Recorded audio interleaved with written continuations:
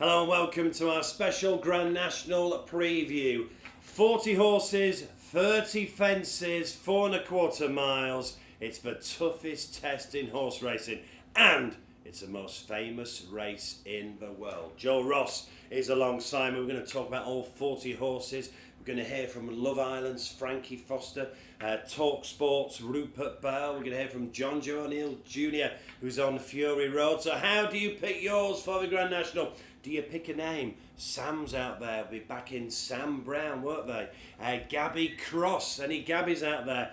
Any Elvis fans? You've got Velvet Elvis. And you might want to back one after Joel. No, it's not Mr. Incredible. It's Back on the Lash. How you doing, Joel? I'm all right. Yeah, I was back on the lash yesterday at Aintree. It was first day. Yeah, it was brilliant. I thought you'd go for the big dog. To be fair, I had a good day yesterday. Good. So I'm in good form. Right then, the Grand National. It's what got me into horse racing. It's when I had my first 50p each way as a 5-year-old. Might be my last winner actually. I think Red Rum in '77, but we won't talk about that. So, what got you into horse racing? Well, I think it would have been the old go down the bookies. I think it was probably 20p back in my day, where you go down, pick a horse, highlight a pen out, send somebody down the bookies. That's the days when the queues were down the road before online and everything. You finally get in there, and they'll only pay the first 4 places, weren't they, in those days? And just from there, every year you've got into it. And every year I think, look, I'm going to find a winner. And I think, I can't remember the last winner I had. I'll be honest with you. I think great guess. Yeah, great guess. What a great guess with folks. Yeah. It was last year. I put it up at 100 to 1 early. Right, let me just clear up the each way places. So basically, if you want to back a horse to win, you'll get paid out, obviously, if it comes first. But you can have an each way bet as well. So in the shops, we're 5 places each way. So in Betfred shops, we're 5 places each way.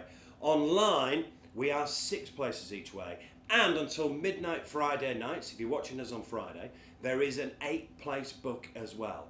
But if you're watching us on Saturday, it's 6 places online, 5 places in the Betfred shops. Basically, to back your horse each way, so say £5 each way, you get £5 on the win, £5 on the place. And in the Betfred shops, you finish in the first 5, you'll get a return. Online, finish in the first 6, you'll get a return. So that's each way. Hate to patronise anyone if you know about your betting, but it is one of those races. It's like the housewives come out, don't they, to use all the cliches. We get the once-a-year punter. That's what makes this race so special. Yeah, and don't go down the rails if you're going to be at Aintree. That's it. Paying the first 4 places like a 6 of the odds or something like that. You know, you've got to get the value as the 6 places. Yeah, so at least 5 places here at Betfred. 5 places in the shops each way, 6 places online, and if you watch us on a Friday, there is an 8-place book as well. Plenty more from Joel, but let's hear from a former Love Islander, Frankie Foster. My Grand National pick is carefully selected. You've got to scroll down the market to find this one. I could give you Down to Work or any second hour Korak Rambler near the top, but this is the fun race that you like to have a quid each way on, and carefully selected, in my opinion, is overpriced. I know Bumper Form is not winning a Grand National, but the trajectory of this horse, second in Champion Bumper, third in a staying hurdle, won his first 3 chase starts, odds on favourite for a Cheltenham Festival, and then had his issues, so had a big long break. That long break, I think, could mean there's ability still untapped and he could be well handicapped. Mickey O'Sullivan has been booked, a great young jockey. It's a hard race to win. There's no reason why a long shot can't do it. Carefully selected. So Frankie Foster didn't win Love Island, by the way. Gone for carefully selected. He's slightly better looking than you. Well, yeah, 20 years on me and 40 years on you. Yeah, he didn't win Love Island. I don't think he's going to win the Grand National, to be fair. The most promising jockey in the race, everyone's been raving about him this season, Mikey O'Sullivan. The master, Willie Mullins, trains a horse. Look, if it takes the fences, these sort of fences, it will be a big player. Nearly 3 years off the track, though. They've kept hold of this horse. So normally you wouldn't for such a big race. So I see his thoughts on this, his thought process. Lightly raced. Wouldn't be for me, but I can see he's working out in this puzzle. Right, let's get a shift on. We've got another 39 horses to talk about. Any second now is number 1. Second last year for Ted Walsh, who knows how to win the Grand National. Yeah, horse is now 11. Probably should have won last year if it wasn't for a well-in Noble Yates. £8 higher for that win last year and £15 from 2 years ago. He is on my shortlist. Even though he's 11, even though he's up £15, he's on my shortlist. And, you got your main man, Mark Walsh, who was brilliant in the Irish Grand National. Number 2 is Noble Yates, our winner from last year. The last horse to do back-to-back was Tiger Roll, and then you have to go back to Red Rum. Can Noble Yates do it again? Nope. No, up £19 from last year. Last year was the first winning 7-year-old for, was it 1940 or something like that. Up £19. Will be staying on. 4th in the Gold Cup this year, but not for me. At a stupid price, I would not have Noble Yates anywhere near for me. Number 3 is Galvin with Davy Russell on board, his last Grand National. Yeah, Delta Work beat Galvin at Cheltenham, £7 worse off here. It's not good night, God bless, for Davy Russell for me, not Galvin, no. And horse number 4 is Fury Road, and that is the mount of Jonjo O'Neill Jr, a Betfred ambassador, and he's with Matt Hume. Yesterday you got confirmation you got a ride in the big one. Last year on Cocoa Beach, you've done in the same silks, but this time on Fury Road. How excited are you? Yeah, no, delighted. Obviously, to have a ride in the National is very important. It's an exciting race. It's the most watched race in the country, and a lot of the jockeys, they love riding in it. It did look like earlier this year, in the week even, that there weren't going to be too many spares, but obviously Gordon is short of a few jockeys, so luckily we picked up a spare. He's a nice animal. He's a Grade 1 horse, really. He's second here last year to Hoy Senior. Yeah, Grade 1 horse. He ran well in the Rhine Air. Listen, if he gets the trip, he's a classy horse in the race, and he's got 11.6, nice weight for a classy horse. So no, delighted to be riding him. Not too much sweating then. No, thankfully, no. You had a good spin last year on Cocoa Beach. Just give us an idea of what it's like if you're riding around those famous fences. Yeah, Cocoa Beach was great. He runs again this year as well. You need a horse that can operate around here. They do take different jumping to the normal regulation fences, and you get a good idea early on over the first 3 or 4 fences whether they're taken to it or not. But I've had good reports to him. He's a very good jumper, and I'll be looking forward to riding him Saturday. When does the adrenaline really start flowing? I suppose probably waking up on Saturday morning. Oh, right. Obviously there's plenty of racing until before then. And I've other rides on Saturday as well before then that I've got to be thinking about. But the National, you do kind of get a feeling that it's a race slightly different to every other. So, no, it's great to be a part of it. So, Jonjo O'Neill Jr has picked up a Fury Road there as a ride. Of course, Gordon Elliott got a good record in this race. Won it with Silver Birch, won it most recently with Tiger Roll twice. Fury Road. He's got 8 in the race in the Gordon Elliott. He's got better ones than this. 3rd to Galopin de Champs in the Irish Gold Cup back in February. Don't think the horse will stay. So it's a no. If you're going through and marking them off, this is where we say no to Fury Road. So number 5, named after you, the Big Dog. The Big Dog, normally fantastic jumper, however fell in the Irish Gold Cup. Has won 2 big handicaps over an island, over 3 miles. 3rd in the Welsh National. A small chance for me. Number 6 is Capodano, trained by Willie Mullins. Goes well in a big field. Trip shouldn't be a problem. Your main man, Danny Mullins, is on board. Could see it finishing in the top 10, but could not win. Number 7, I think Delta Work has got an outstanding chance. Do you know what Delta Work is named after? I saw you Googling something earlier. What was it? It's a Mexican drag artist. I thought you'd know that. Delta Work is? Yes. It's a stage name for a Mexican drag performer. Is that what you're Googling on? Did you know that before? Was that a holiday to Cancun with the lads? I knew that before. Yeah, I thought, yeah. Right, come on, tell us about Delta Work. Obviously gone a similar route as Tiger Roll. Yeah. Small horse, but jumps beautifully. Yeah, and that beating of Tiger Roll was heartbreaking. It looks the same sort of makeup for me. 3rd last year, won that Cheltenham Cross Country for 2nd time this year. I put it down as the number 1 and number 2. I've got my 4 here, and I put it down as number 1 and number 2. It's definitely one for me.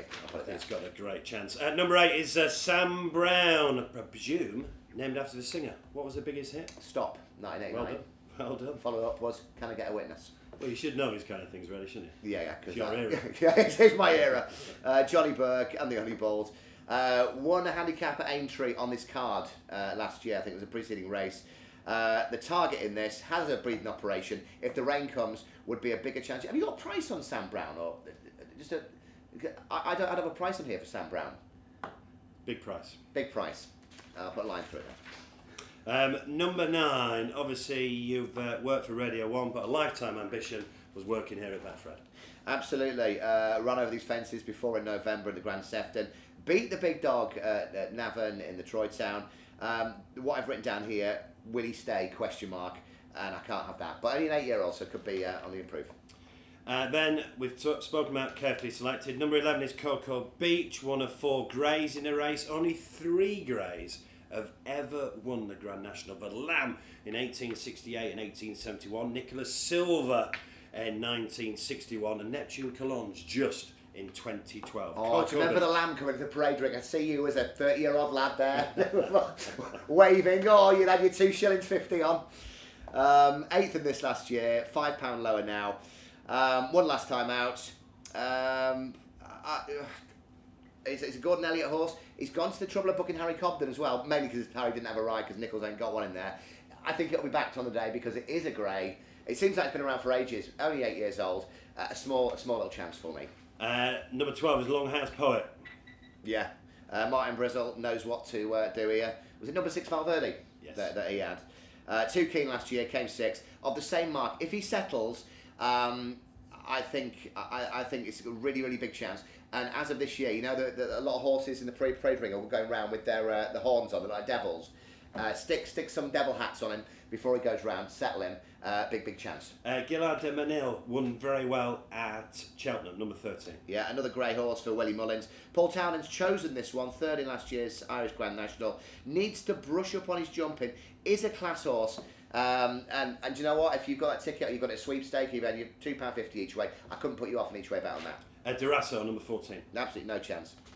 Right, let's talk about number 15, Le Milos, and that is the pick of TalkSport's Rupert Bell.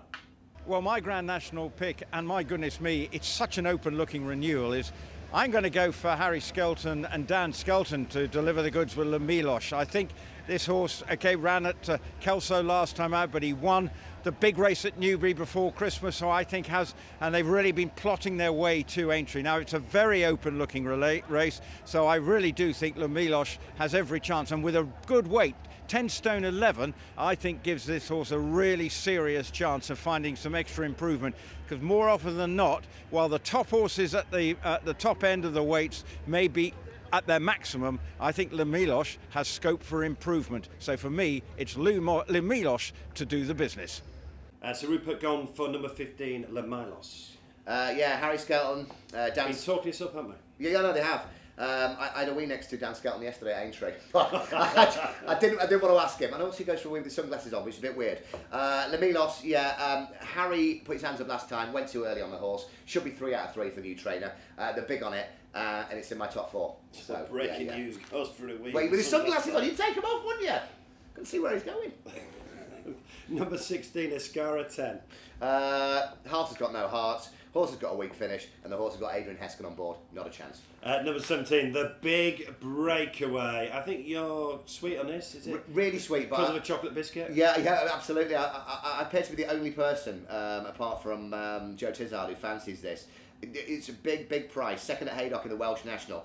Mick Fitzgerald's been talking about putting blinkers on his horse for a long while. They've gone and done that. The blinkers are on. It carries 10 stone 10, which it never has in its life. Never going to the Ultima. It will be staying on. If it's about 4th or 5th, coming to the last, it wins. Number 18, Cape Gentleman. 2nd to Velvet Elvis 10 weeks ago. No chance. Number 19, Roy Marge. Yeah, Renoir. Felix de Giles comes over from France. Loves a mistake. 2nd to Longhouse Poet. No. Number 20, Diol Kerr. Only thing I can find positive about this, runs well in a big field. It is a big field. 21, A Wave of the Sea. Again, likes big field. That's it. To be fair, I think this is going to be a stupidly big price, and you can go, what's that behind? You can see something at a big price will definitely get in the frame. And we had a winner last year at 50 to 1. Yeah. Noble Yates. Number 22, Manila Trump. No, Brian Hughes been dropped off because he had to watch but Theo Gillard on. If I was Brian Hughes, I wouldn't be too happy. No chance. Number 23 is a pick of Matt Humes. Let's hear from him. My Grand National pick, and unsurprisingly, I'm going for an Irish-trained horse, is Vanilla, though, not one of the ones you may have expected. He is a dashing grey, trained by the shrewd outfit that is Gavin Cromwell. He's a Cheltenham Festival winner. He won an Albert Bartlett a few years ago, and we know that Albert Bartlett winners, all they do is stay and stay all day, so the trip shouldn't be any problem for him. His form is decent as well. He was a close-up second to the recently retired Kenboy when we saw him last time out when unfavoured at the weights. That should put him spot on for a tilt here. Sean Flanagan, a very capable Irish jockey, has been booked, and I think the dashing grey, he'll be easy to spot in the lineup. He could go there with a massive chance, and he's my pick, Vanilla, for Grand National Glory. Matt Hume's there, so Vanilla, what do you think? Jumping's a little bit too safe for me. It's not brave enough. It wouldn't be for me, and it's not just saying that because it's Matt who's put it up. It's not on my list. 24, this will be popular, be all shook up if it wins. Oh. Velvet Elvis. Thomas Gibney, who there's a really nice video on YouTube to have a look at. He seems like a lovely, lovely man. He trains in Trim in Ireland. It's a very, very quiet place. I don't think this horse would like to come here with like 60,000 shouting Scousers. Won the Irish National a few years ago, 33-1. Not this horse, but the trainer. It wouldn't be for me, but I think this will be the gamble of the day. I really do think this will be the gamble of the day. The money started coming, and I think because it's called Elvis, and it's a bigger price than it should be because of the trainer.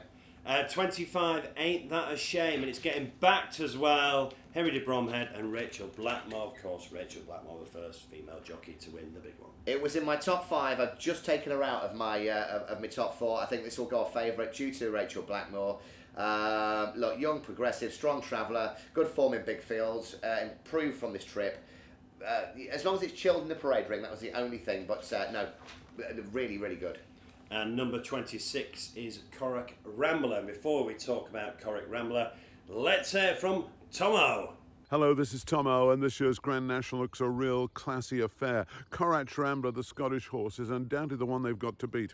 He won well at the Cheltenham Festival. I saw him in his stable just a few weeks ago. He's recovered well, and I tell you what, he's got an outstanding chance of winning. He's £10 well in on official ratings. Delta Work was third in the race last year, won the cross-country at the Cheltenham Festival. Noble Yates won the Grand National last year and was fourth in the Gold Cup. That's very respectable form.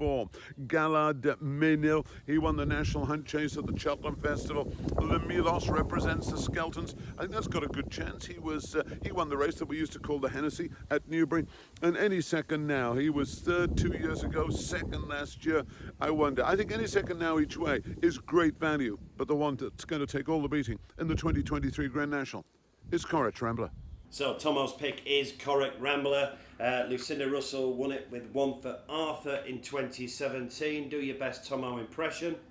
Very big fella. You're talking out you know what. Hey, listen, do you know what? I'll be dead honest with you. Has Corach Rambler got? I think Corach Rambler's got a great chance. I think it's got absolutely no chance whatsoever. It's a lay. Look, it's Welling. Do you remember we sat here and we talked about Cloth Cap? And everybody was on the bandwagon, the money was piling in. Oh, it's well in, and run an absolute shocker. Corach Rambler, absolutely, 100%, no chance whatsoever. It'll go off about 4th or 5th favourite. It's completely different to the Ultimate at Cheltenham. It's due to go up £10. Yeah, it's great. And also, the jockey's coming back from a serious shoulder injury. He hasn't taken his ride so far this week. But he was injured last time when he won on One for Arthur. Small chance. 27, Enjoy Dalan. Love the jockey. Fell at the first last year when I put it up. 20-1. We'll be about 100-1 this year. It may be staying on at the end. A very tiny little chance. 28, Mr. Incredible. Few people really fancy this for Mullins. Brian Hayes takes the ride, who is Mr. I think he's Mr. Rachel Blackmore. I think I don't know if I've put it out there or not, but yeah. They're very friendly. Anyway, it likes to kick off, sometimes refuses, inexperienced, not for me. Is that Brian of the horse? That's Rachel. Yeah, not for me. 29, Mr. Coffee. For Nicky Henderson, it will be another pulled up on his record. Cloudy Glen, number 30. If the rain comes for Venetia. Well, it's been raining. It's been raining on Friday. Yeah, keep the rain going. If you start seeing that coming down into single figures, you're lumping on. Venetia Williams, Charlie Deutsch, needs rain. 31 is Hill 16. I'll be honest, didn't really have an opinion. Ryan Mania has obviously won the Grand National with is it Encore? Aurora's Encore, 66-1, 10 years ago. Yeah, Sally Thompson, really like him as trainer. Wouldn't be for me. 32 is Gabby's Cross. Fifth in a couple of big handicaps. Third in a big handicap. Loves a mistake, can't jump. 33 is Recite a Prayer. For Jack Foley, Willie Mullins. He was the last jockey to get to get booked. And Dennis O'Regan is sitting there going, waiting for the phone to ring. No. Eva's Oscar, number 34. Not good enough. 35, Our Power for Sam Thomas. Obviously in that awful helicopter crash 5 months ago. Oh, I got a call yesterday. I was doing a telly at Aintree, and I got a call from a number I didn't know, because I normally just Facebook message and whatever. And he went, when you finish doing that, come for a beer. So I went for a beer with him and spent the afternoon with Sam and his wife. Just pick that name up. Sorry, Sam and his wife, and Will Kennedy, yesterday afternoon. And, I love Sam. Got a chance? Yeah, he's really hopeful, but he's a realistic guy as well, and said, look, he's got to leave a lot of luck, but he's a brilliant target man, big race man. 36, Dunboyne. No, just not a chance whatsoever. 37, Frankie de Belay. Doesn't like racing, this horse. So, you see some horses and you go, I don't want to say pig, but it's a pig. 38, Fortescue. Same applies. 39, a brilliantly named Back on the Lash. The money will be flowing in for this one. Harry Redknapp owns it as well. So you'll see people having the two quids on it at the track, which will bring the price down. Not for me. And 40, Born by the Sea. A couple of lads in the office fancy this, at a stupidly big price for a relatively small trainer. Philip Enright can get the job done. Again, it's not for me, but I could see it finishing the first 6. Right, it is the Grand National. It's 5:15 on Saturday. It's the most famous race in the world. However you pick it, you might even pick your favourite number. You might even pick the colours. You might even pick a name. You might look at the form like Joel's done. You might pick your favourite jockey. However you pick yours, back your selections each way. And I'd also take a price as well, because they can collapse in price. When A.P. McCoy won it in 2010 with Don't Push It in the morning, Don't Push It was 20-1. Went off 10-1 joint favourite. So take the price, back it each way, whatever you're backing in the big one. Right, come on, give us your 1, 2, 3. Oh, God, Oh, you've done 4 in fact, haven't you? Give us your 4. 1, 2, 3, 4. I've been changing these like tarot cards this morning. Lamilos to win. That's number 1. Yeah. Delta Work comes second. Yep. Any second now comes third. In the frame again. Yeah, and the big breakaway coming off the pace, staying on all day long. I'm really, really big on the big breakaway. It's silly prices to stay on, and the blinkers are on. What about yourself? Come on. I'm going to go 1. I'm going to go Delta Work first. Then I'm going to go Velvet Elvis second. Then I'm going to go Our Power third. And I've not picked a 4th, so I'm going to go Sam Brown. Sam Brown. Is it time to stop? Is that right? Yeah. Okay. Okay. I've never, in all the years of doing this, I've never had anybody just tell me to shut up before.